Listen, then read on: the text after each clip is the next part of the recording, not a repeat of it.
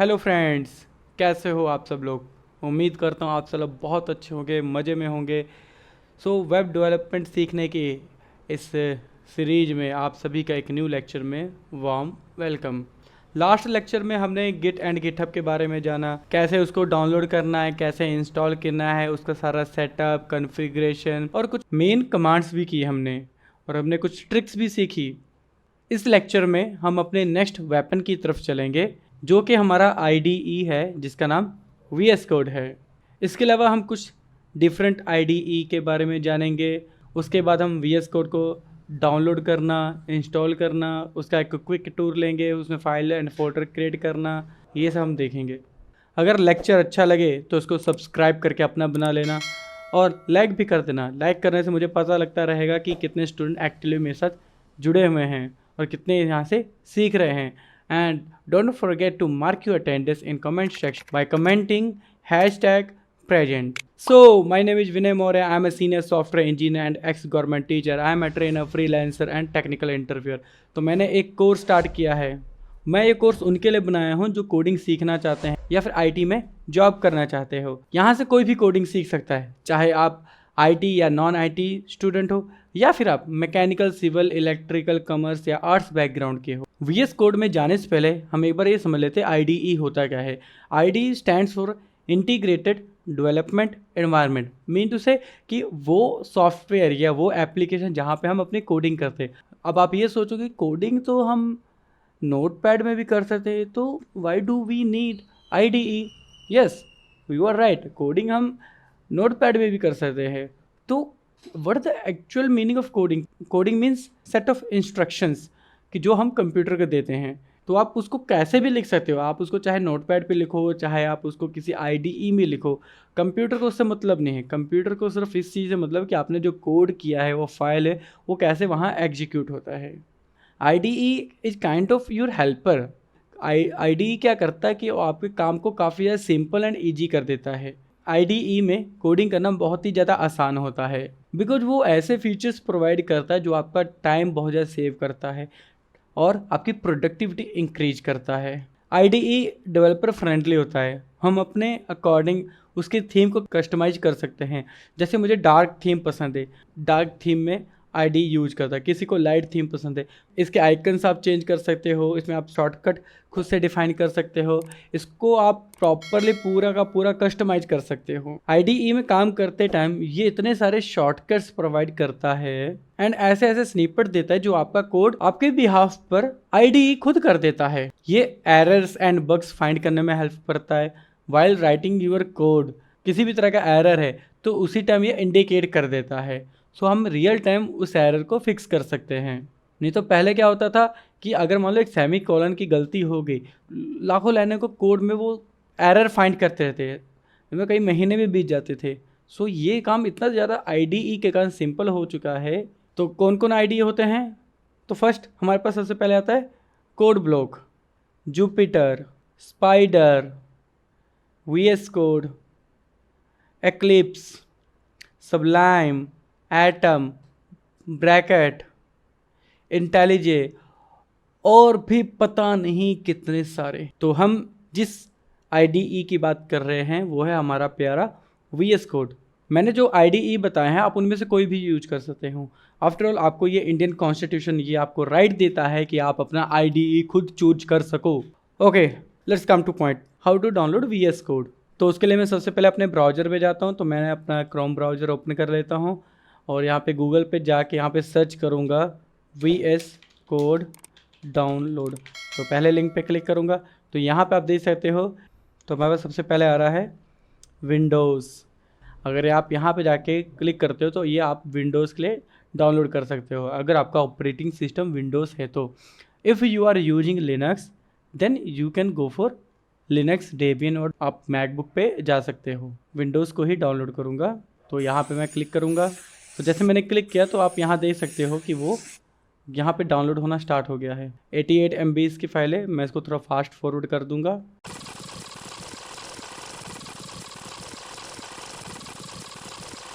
Alright, जैसे कि आप सब देख रहे हो कि ये डाउनलोड हो गया। अब मैं यहीं से सीधा इस पर क्लिक करूँगा। मैं डाउनलोड का लिंक नीचे आपको डिस्क्रिप्शन में प्रोवाइड कर दूँगा, सो आपको ज़्यादा इधर उधर जाने की जरूरत ना पड़े, सीधा आप डिस्क्रिप्शन पे क्लिक करो और सीधा ब्राउज़र पे रीडायरेक्ट होके डाउनलोड स्टार्ट करो। मैं इसको क्लिक करता हूँ तो यहाँ पे देख सकते हो कि मेरा सेटअप स्टार्ट हो गया है। अब अब आपने वो कुछ नहीं करना, आपने बस वही स्टेप फॉलो करने जो मैं कर रहा हूँ, ठीक है। तो सबसे पहले ओके कर देना है, ठीक है। उसके बाद I accept, next, next, yes. और मुझे इसके स्टार्ट मेनू में इसका शॉर्टकट नहीं चाहिए तो मैं इसको नो रखूँगा। फिर से नेक्स्ट, देन अगेन नेक्स्ट, फिर से इंस्टॉल। प्रीटी सिंपल है ना, बस कुछ नहीं, बस next next next next next पे क्लिक करते जाना है और आप ये इंस्टॉलेशन कंप्लीट हो गया। तो यहाँ पे चेक बॉक्स है लॉन्च विजुअल स्टूडियो कोड, तो मैं इसको ओके कर दूंगा और यहाँ पे फिनिश कर दूंगा। तो मेरा VS कोड ओपन हो गया है। तो ये रहा सबसे पहला वेलकम स्क्रीन। तो मुझे इसकी ज़रूरत नहीं है तो मैं इसको कट कर देता हूँ।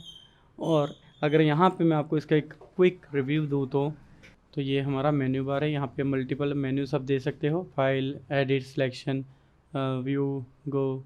और यहाँ पे आप देखो ये जो आइकन है ये फाइल का आइकन है, ये सर्च का, ये आपका गिट कनेक्टिविटी का है। अगर आपको कोई एरर या बग आ रहा है तो आप उसको यहाँ से डिबग कर सकते हैं, ये एक्सटेंशंस के लिए होता है। चलो अब इसको थोड़ा सा हम डिटेल में चलते हैं, ठीक है। ये आपका प्रोफाइल का हो गया, ये सेटिंग का हो गया है। तो मैं अगर इस पर क्लिक करता हूँ तो यहाँ पे देखो आपके पास फोल्डर का साइड बार आ गया है। तो यहाँ पे आप अपना कोई भी प्रोजेक्ट यहाँ पे इंपोर्ट कर सकते हो, या फिर आप अपना कोई न्यू प्रोजेक्ट यहाँ पे स्टार्ट कर सकते हो, कोई फाइल फोल्डर यहाँ से क्रिएट कर सकते हो। फाइल कैसे क्रिएट करते हैं तो सिंपल, यहाँ पे देखो सबसे पहले आपने एक फ़ोल्डर सेलेक्ट करना है। तो ओपन फोल्डर, तो मैं यहाँ पे कोई भी फोल्डर सेलेक्ट कर सकता हूँ। फॉर एग्जाम्पल मैं पोस्टमैन को सिलेक्ट किया, ठीक है। यहाँ पे सिलेक्ट फोल्डर कर लेता हूँ, ठीक। तो अब देखो पोस्टमैन यहाँ पे मेरा वो फोल्डर सेलेक्ट हो चुका है। मैं यहाँ पे क्या करूँगा, अब यहाँ पे जाके मैं एक न्यू फाइल क्रिएट करूँगा। तो मैं लिखूँगा इसको abc.txt, ठीक है। तो अभी मैं txt की फाइल ही बना रहा हूँ, एंटर। तो जैसे ही करूँगा तो यहाँ पे आप देख सकते हो कि ये एडिटर ग्रुप स्टार्ट हो गया है, ठीक है। एडिटर ग्रुप मतलब यहाँ पे आप मल्टीपल फाइल्स एक साथ ओपन कर सकते हो और उसके बाद यहाँ पे आप कुछ भी टाइप कर सकते हो। आपके VS कोड में फाइल को ऊपर अगर सर्कल आ रहा है, सो दैट्स मीन आपकी फ़ाइल जो है वो अनसेव्ड है, ठीक है। सेव करने के लिए आपके पास सिंपल सी कमांड होती है Ctrl+S, Ctrl+S। इसको जैसे ही करोगे ये सेव हो जाएगी। जैसे मैंने Ctrl+S किया वो देखो वहाँ पे वो क्रॉस आ गया मिनटू से, ये सेव हो चुका है। फोल्डर क्रिएट करने के लिए ये तो आपके फोल्डर का आइकन है, इस पर क्लिक करो, इस फोल्डर का नाम दो, मैं इसको देता हूँ प्रोजेक्ट, एंटर। तो ये फोल्डर मेरा बन गया है। तो अभी देखो यहाँ पे कितने बोरिंग से आइकन है। थोड़ी देर में हम देखेंगे इसके आइकन को कैसे चेंज कर सकते हैं, इसके थीम को कैसे चेंज कर सकते हैं हम। अब मैं चाहता हूँ इस फोल्डर के अंदर मैं कोई फाइल बनाऊँ, तो क्या करूँ, मैं फोल्डर को पहले सेलेक्ट करूँगा, इस फाइल आइकन पे गया, यहाँ पे लिखा है xyg. अभी मैं GS की फाइल बना, मतलब जावास्क्रिप्ट की, एंटर। तो देखो वहाँ पे वो जावास्क्रिप्ट की फाइल बन के रेडी हो गई है। अब ये .js क्या है, .txt क्या है, अभी आप इसको बिल्कुल भी मत सोचो। हम नेक्स्ट लेक्चर में एक्सटेंशन के बारे में थोड़ा सा डिटेल में पढ़ेंगे, ओके। ऑलराइट, तो ये आपका फाइल्स हो गए हैं। ओपन एडिटर बताता है कि आपके अभी कौन कौन सी फाइल्स ओपन हैं। तो जैसे मैंने यहाँ पे 2 फाइल्स ओपन रखी है, तो यहाँ पे दिखा रहा है कि मेरे पास 2 फाइल्स, इनमें से किसी को भी सेलेक्ट करके उस पर वर्क कर सकता हूँ। अब मान लो कि आपकी फाइल्स बहुत ज़्यादा ओपन हैं, अब सबको 1 बाय 1 कट करते जाओगे तो बहुत ज़्यादा टाइम कंज्यूम होगा। तो यहाँ पे सिंपल क्या करो आप, यहाँ पे देखो क्रॉस का आइकन है, इसको बस ऐसे क्रॉस कर दो और सारा कुछ बंद हो जाएगा। अगर मान लो कि आपके बहुत सारी फाइल्स ओपन है और उसमें मोस्टली अनसेड है, तो ये वाला आइकन देख रहे हो, ये जो आइकन जो मेरे कर्सर पे है, इसी को क्लिक करने पे आप सबके सभी को एक साथ सेव कर सकते हो। फॉर एग्जांपल देखो, तो मैं लिखता हूँ यहाँ पे ABC और दूसरी फाइल ले लेता हूँ मैं, इसको भी मैं लिख देता हूँ। अब मान लो यहाँ पे ऐसे करते कि मैं 10-15 फाइल्स है और मुझे इमीडिएटली अपना सिस्टम बंद करना पड़ रहा है, तो कैसे कर सकता हूँ मैं। यहाँ पे सिंपल यहाँ पे जाऊँगा, ये देखो सेव ऑल क्लिक कर दिया और एक साथ ही मेरी सारी फाइल्स सेव हो जाएंगी। अब मान लो कि आप किसी फोल्डर में वर्क कर रहे हो, किसी फाइल पे वर्क कर बहुत ज़्यादा डीप है, अब आपको अपना एक्सप्लोरर ओपन करना है, समझ नहीं आ रहा कि कहाँ कैसे करें, तो आपने सिंपल इसके ऊपर जाना है, राइट क्लिक करना है और रिवील इन फाइल एक्सप्लोरर, जैसे मैंने किया अब देखो आ गया ना। ये देखो मान लो कि ये आपको कुछ सर्च करना है अपने VS कोड में, कैसे, तो कैसे कर सकते हो, सिंगल फाइल में करना तो कंट्रोल F दबाना है, तो वहाँ पे आपने लिखना है ABC। अब जैसे कि मैंने यहाँ पे ABC लिखा तो ये इसने सर्च करके हाईलाइट दिया कि सिंगल रिजल्ट है। एरो से आप अप डाउन कर सकते हो। फॉर एग्जांपल मान लो मेरे पास मल्टीपल ABC है, तो अभी देखो यहाँ चारों का रिजल्ट दिखा रहा है कि मेरे पास 4 ABC। बट मैं चाहता हूँ कि मुझे जो ABC मिले वो कैसा मिले, एक और ऐड कर लेता हूँ मैं, तो भी मेरे को 5 रिजल्ट दिखा रहा है इसमें, चाहे उसका कोई भी लेटर हो, कैसे भी शेप में हो, उसके साथ एडिशनल वर्ड्स हैं या नहीं हैं, वो उसको फाइंड करके देगा। अब मैं इसको चाहता हूँ, मैं यहाँ पे फिल्टर्स लगा सकता हूँ सर्च में भी। मैं चाहता हूँ कि वो सिर्फ कैमल केस दिखे, तो देखो जैसे मैंने कैमल केस किया, बिल्कुल एज इट इज ABC में स्मॉल लेटर्स में फाइंड करो, तो वहाँ पे उसने as it is small letters वाला ABC मुझे हाईलाइट करके दिया। अगर मैं इसको ऑफ कर देता हूँ और मैं कहता हूँ कि ABC किसी भी लेटर में चलेगा, किसी भी फॉर्म में चलेगा, बट वो 3 वर्ड्स ही हो, 3 करेक्टर ही हो। तो जैसे मैंने इसको क्लिक किया तो देखो लास्ट वाले 4 करेक्टर वाले ABC को छोड़ के बाकी सब के सब सिलेक्टेड है। अगर मैं इसको कह दूँ अब ये भी ऑन कर देता हूँ कि वो 3 करेक्टर भी होना चाहिए और उसका केस भी चेक करना है, तो देखो ABC वहाँ पे सिलेक्टेड दिखा रहा है। ये तो हो गया सिंगल फाइल के लिए। अब मुझे ग्लोबली सारे फोल्डर में चेक करना, तो कैसे कर सकता हूँ, तो सिंपल मैं यहाँ पे जाऊँगा, यहाँ पे लिखूँगा ABC लिखा। अब देखो जहाँ जहाँ ABC वो मुझे सभी दिखा रहा है कि ये मेरा, तो यहाँ पे भी मैं फिल्टर्स लगा सकता हूँ। भी देखो ये सबको सब हाईलाइट कर रहा है। अब मैं सिर्फ केस सेंसिटिव, देखो केस सेंसिटिव सिर्फ 2 फाइल में 2 रिजल्ट मिला है। अब केस सेंसिटिव हटा के मैं कहता हूँ कोई बात नहीं, केस कोई भी हो बट 3 लेटर से ज़्यादा हो, तो यहाँ पे देखो 3 लेटर्स वाले ही सिलेक्टेड है। अब मैं फिर से केस सेंसिटिव करता हूँ तो सिर्फ 2 ही रिजल्ट आ रहे हैं। अब मैं चाहता हूँ जहाँ जहाँ मेरा ABC है वहाँ पे XYZ हो जाए, ठीक है। तो अभी देखो जैसे मैंने नीचे वाले ऑप्शन पे, ये कहाँ से मिलेगा, एरो देख रहे हो, एरो पे क्लिक करोगे तब ये जाके नीचे वाला इनपुट बॉक्स आएगा। तो यहाँ पे मैंने जो भी इनपुट दूंगा वो उसके साथ रिप्लेस हो जाएगा। तो आपने MS ऑफिस में, MS वर्ड में फाइंड एंड रिप्लेस किया ही था, सेम कॉन्सेप्ट है। अब मुझे सबको रिप्लेस करना है तो कैसे, यहाँ पे सिंपल जाऊँगा, ये देखो एक क्लिक किया और जहाँ जहाँ होगा देखो मुझे पॉपअप दिखा है। तो देखो यहाँ पे पहले स्मॉल लेटर्स में ABC था, अब चेंज हो गया है। उसके बाद फिर गिट आ गया, तो अभी मैंने यहाँ पे गिट का कुछ भी नहीं किया है और ये टॉपिक हम बाद के लिए बचा के रखेंगे, तो इसको अभी के लिए इग्नोर करूँ।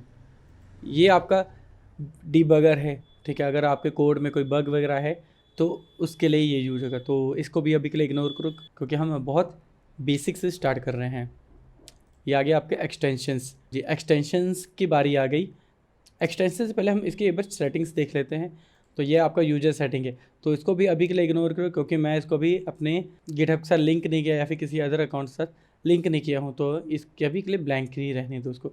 सेटिंग्स पे जाते हैं, मेन सेटिंग्स हम देखेंगे। सेटिंग्स पे गए, उसके बाद सबसे पहले थीम्स में सबसे पहले हम कलर थीम पे आते हैं।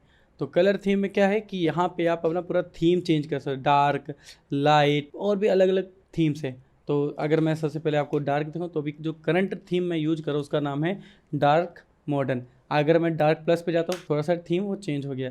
अगर मैं किम्बल डार्क किया तो देखो ये theme change, Monokai theme change, Monokai Dimmed, Red, Solarized, Tomorrow Night. तो आपको जो भी अच्छा लगता है आप पूरा, अब ये बिल्कुल लाइट थीम है, लाइट। इसके अलावा अगर और भी चाहते हो तो आप और भी कर सकते हो। मैं ब्राउज करता हूँ तो यहाँ पे ऑनलाइन चेक करता है, देख रहे हो कितना डार्क है, ये लाइट हो गया।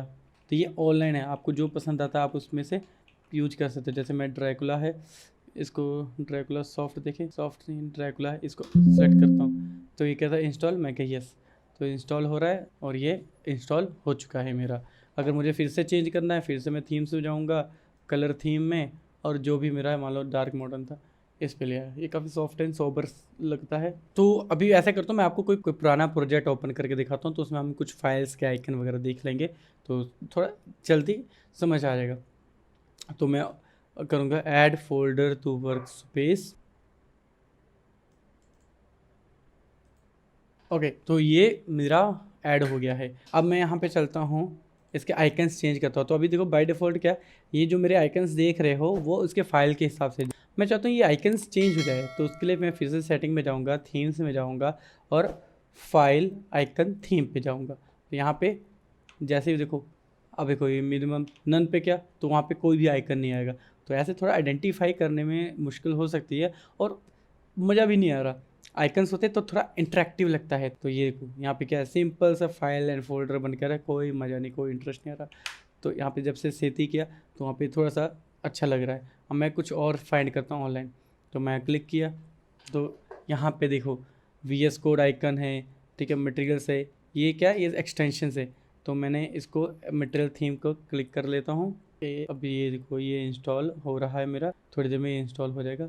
ओके ये हो गया, ठीक है। अब मैं इसको जैसे ही क्लिक करता हूँ डार्कर में, अभी फुल देखो, देख रहे हो आइकन चेंज हो गया, बिल्कुल चेंज हो गया, थोड़ा और अट्रैक्टिव लग रहा है। ओके मैं अभी थोड़ा और इसका चेंज करता हूँ। तो मैं गया फिर से थीम्स पे, profile icon theme, material theme, darker, देखो ये देखो अब थीम्स में भी उसके जो आइकन्स कलर हैं वो थोड़े चेंज हो रहे हैं, देख रहे हो, नोटिस कर रहे हो आप, यस और नो। तो मैं आइकन डार्कर ही रखूँगा। अब देख लेते हैं प्रोडक्ट में क्या है हमारे पास, प्रोडक्ट आइकन थीम। तो प्रोडक्ट आइकन थीम क्या है, जो हमारा VS कोड के आइकन्स है या आइकन्स है, ये उसको टारगेट कर रहा है, देख रहे हो, कुछ सपोर्ट कर रहे हैं, कुछ सपोर्ट नहीं कर रहे हैं।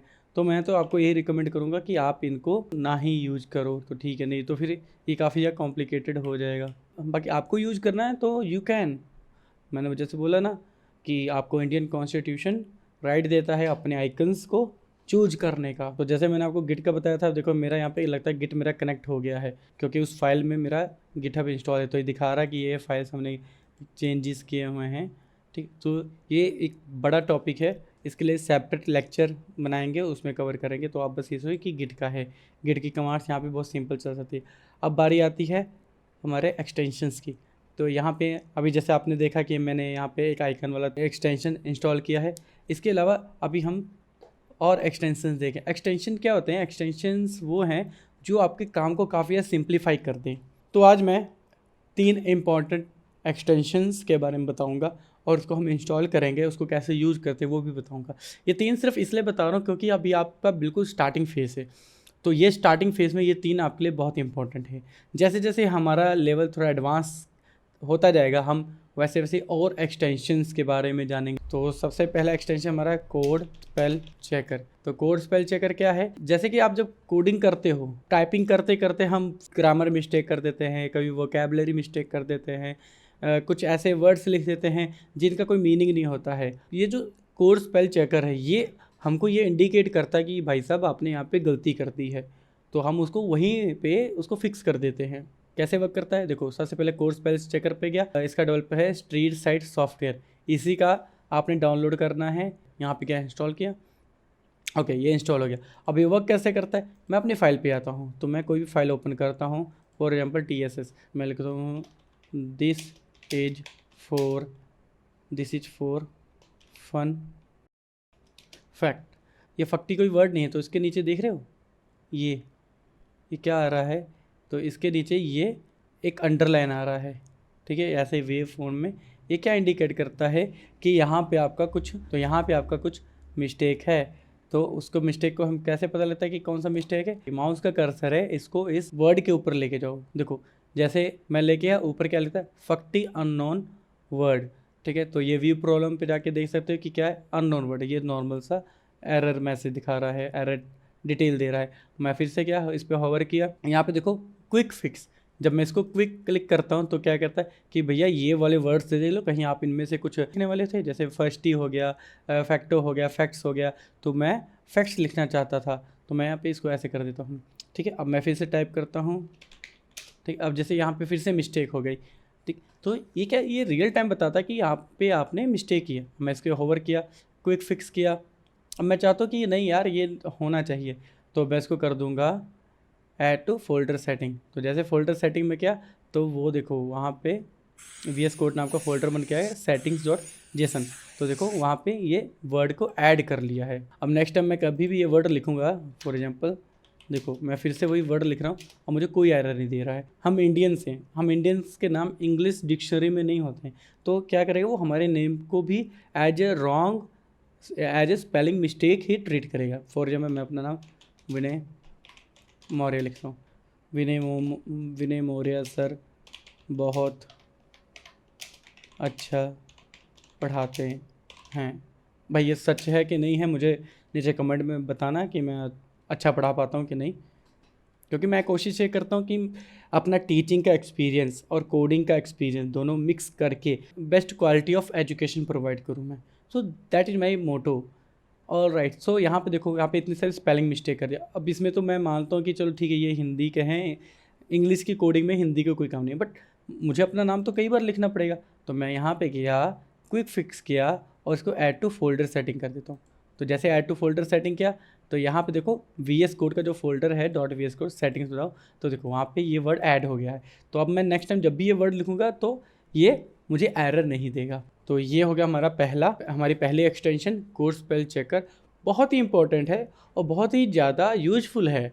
तो मैं आपको यही सजेस्ट करूँगा कि इसको ज़रूर यूज करते रहो, इसको ज़रूर इंस्टॉल करो। सेकंड आ गया हमारे पास गो लाइव। तो अभी के लिए सिर्फ आप इसको इंस्टॉल करो। तो मैंने ये जो मैं ऑफलाइन क्लासेस दे रहा हूँ तो वहाँ से HTML का कोड लेके आया हूँ। तो यहाँ पे जाता हूँ मैं, ये यहाँ पे गया और एक एक्सटेंशन डाउनलोड किया मैंने। ये जो HTML का कोड है आप इसको बिल्कुल इग्नोर करो। जब मैं आपको HTML करवाऊँगा तो ये सब चीज़ें आप बहुत ईजिली रीड कर सकते हो। यहाँ पे देखो, मैं इसको जब रन करना चाहूँ तो कैसे कर सकता हूँ। तो अब यहाँ से जाऊँगा, कुछ नहीं पता लग रहा है। तो मैंने आपको एक चीज़ बताई थी कि अगर आपको फोल्डर में जाना है तो इस पर राइट क्लिक करके रिवील इन फाइल एक्सप्लोरर, तो यहाँ पे देखो ये आ गए वो फाइल। अब मैं इसको डबल क्लिक करूँगा तो देखो ये कुछ इस तरह का आउटलुक दे रहा है, मतलब कि ये बच्चों को मैं कुछ पढ़ा रहा था। अब मैं यहाँ पे कुछ चेंज किया, जैसे मान लो कि इसका कलर चेंज करता हूँ मैं। तो कलर कहाँ था, यहाँ पे चेंज किया, यहाँ से मैं इसका कलर चेंज कर देता हूँ और सेव कर दिया। देखो इसका कलर चेंज हुआ नहीं हुआ, क्यों नहीं हुआ, क्योंकि वो रिफ़्रेश ही नहीं हुआ। तो अब देखो, अब मैं रिफ़्रेश करूँगा इसको, अब कलर चेंज हो गया। मुझे बार बार काम करने बाद मुझे आके रिफ़्रेश करना पड़े तो यहाँ पे क्या होगा, वेस्टेज ऑफ टाइम। तो इसको हम सिंपली सेव कर सकते हैं कैसे, यहाँ पे एक एक्सटेंशन आती है तो उसका नाम है लाइव सर्वर बाय ऋत्विक दे। तो ये सबसे बेस्ट है, मैं आपको रिकमेंड करूँगा, आपने यही यूज करना है, मज़ा आएगा काम करके। जैसे मैं इसको इंस्टॉल करूँगा, देखो अभी ये इंस्टॉल हो गया। यहाँ पे नीचे देख रहे हो, यहाँ पे गो लाइव का बटन आया है। अब यहाँ पे मैं करूँगा क्लिक तो देखो चलेगा कि नहीं चलेगा। तो क्लिक किया, ये स्टार्ट हो रहा है, टना गो लाइव यहाँ पे चल पड़ा है। अब मैं यहाँ पे कुछ चेंज करता हूँ, इसका कलर चेंज कर देता हूँ, थोड़ा डार्क में करके सेव कर दूँगा। देखो वो अपने आप ही उसका कलर चेंज हो गया, राइट। ये हेडर का बैकग्राउंड कलर इसको चेंज करना चाहता हूँ तो मैं इस पर गया, यहाँ पे जाके क्लिक कर देता हूँ और सेव कर देता हूँ। और देखो मैंने कोई रिफ़्रेश नहीं किया, वो अपने आप ही उसका कलर अपडेट हो। तो मैं इसको मिनिमाइज करता हूँ। अब यहाँ पे कलर इसका चेंज करते हैं, मैं इसका कलर को रेडिश कर देता हूँ, सेव। वो देखो बैकग्राउंड में अपने आप ही वो कलर अपडेट हो गया है, मैंने कुछ नहीं किया, मैंने सिर्फ यहाँ से सेव किया, वो अपने आप ही चल गया। तो देखा ना कितना ज़्यादा ये हेल्पफुल टूल है। और राइट, इसके बाद हमारा लास्ट एक्सटेंशन है हमारे पास प्रीटियर। प्रीटियर क्या है, प्रीटियर नाम से जैसे पता है किसी चीज़ को प्रीटी करना, ठीक है, किसी चीज़ को अच्छा बनाना, किसी चीज़ को सुंदर करना। तो यहाँ पे हम किसको कर, अपने कोड को। तो ये क्या है, एक फॉर्मेटर है, ये हमारे कोड की फॉर्मेटिंग करता है। फॉर्मेटिंग मीन टू से एक प्रॉपर स्टैंडर्ड में कोड को आइडेंट करना या फिर उसको उस प्रॉपर स्टैंडर्ड स्ट्रक्चर में ऑर्गेनाइज करना। तो अभी फॉर एग्जांपल, तो जैसे कि HTML का कोई कोड है मेरा, तो अभी देखो, अभी देखने में कितना सिंपल, कितना स्लीक लग रहा है।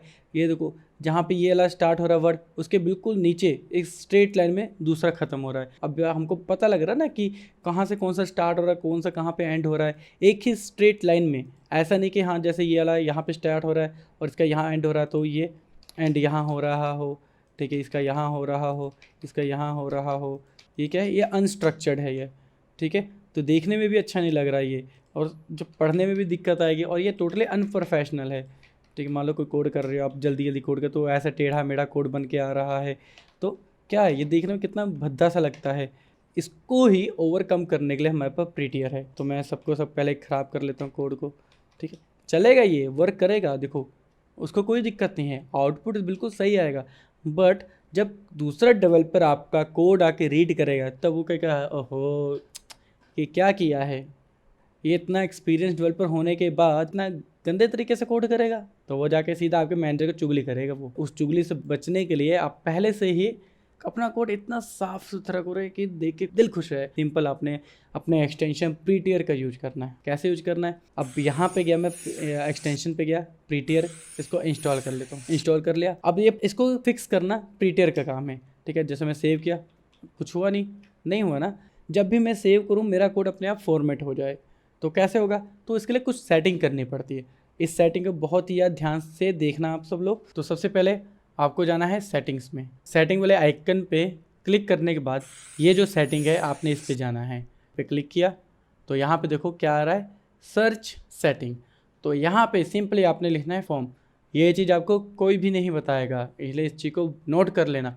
तो यहाँ पे जाना है, यहाँ पे डिफ़ॉल्ट फॉर्मेटर ड्रॉप डाउन पे क्लिक करना है। तो यहाँ पे देखो सबसे पहले क्या है, प्रीटियर कोड फॉर्मेटर। तो आपने इसको सिलेक्ट करना है। मेरा बाय डिफ़ॉल्ट सिलेक्टर था क्योंकि मैं पहले इस पर वर्क करता रहा। इसको सिलेक्ट करना है और उसके बाद दूसरी सेटिंग है फॉर्मेट ऑन सेव सिंपल।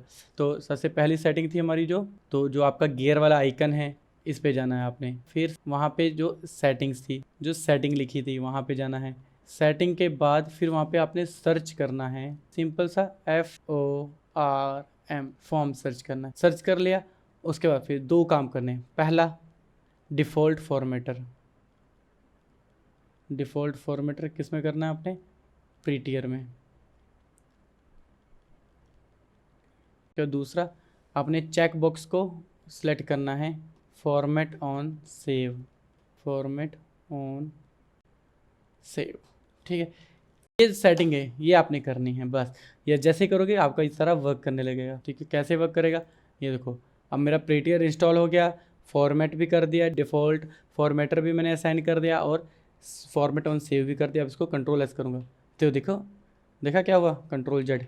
मैं फिर से बैक आया तो ये को सब जो भी एक अनस्ट्रक्चर्ड कोड था मेरे सेव करते ही कंट्रोल एस करते ही देखो स्ट्रक्चर हो गया। अब मान लो मैं कोई भी कोड लिखूं, जैसे कि मैं मान लो कि यहाँ पे गया, यहाँ पे जाके कोई कोड लिखता हूँ मैं, सेव। देखो जैसे सेव किया वो अपने आप ही, मान लो इसको मैं ख़राब करने की कोशिश करूँ, ठीक है, अब जैसे सेव करूँगा वो अपने आप सही हो जाएगा। मैं इसको भी देखो, जिसको मैं ख़राब करने की कोशिश करता हूँ वो अपने आप ही सही हो जा रहा है देखो। तो ये फॉर्मेटर है, ये अपने आप ही कोड को फॉर्मेट कर दे। कितना अच्छा है ना, सो सिंपल। तो इसी के साथ आज का लेक्चर ख़त्म करते हैं। उम्मीद करता हूँ आपको आज का लेक्चर काफ़ी इंटरेस्टिंग लगा होगा, काफ़ी कुछ नया सीखने को मिला होगा। रिक्वेस्ट है थोड़ा सा अभी मेरी सपोर्ट रखो, क्योंकि लेक्चर्स एडिट करने में बहुत ही ज़्यादा टाइम लगता है, बहुत ही ज़्यादा। जो लेक्चर मैं 1 घंटे में ऑफलाइन क्लास को कवर करता हूँ, ऑनलाइन उस लेक्चर को पूरा रेडी करने में, एडिट करने में मुझे 4 दिन लग जाते हैं। बहुत ज़्यादा एफर्ट होते हैं इसमें। इसीलिए मैं रेगुलर बेसिस पे लेक्चर्स अपलोड नहीं कर पाता हूँ, क्योंकि मुझे 4 से 5 दिन तो उसको एडिट करने में लग जाते हैं। एनीवेज, अब नेक्स्ट लेक्चर में हम HTML स्टार्ट करेंगे, कुछ एक्सटेंशंस के पढ़ेंगे। HTML क्या है, कैसे वर्क करता है, ये नेक्स्ट लेक्चर में हम जानेंगे। अगर कुछ अच्छा नया सीखने को मिला तो नीचे लाइक कर देना। अगर कोई डाउट है या कोई सुजेशन है या फिर कुछ कहना चाहते हो तो आप कमेंट में पूछ सकते हो या बता सकते हो। अगर डाउट है तो I will definitely answer you there. तो अब मिलते हैं नेक्स्ट लेक्चर में, तब तक ले बाय। As journey continues.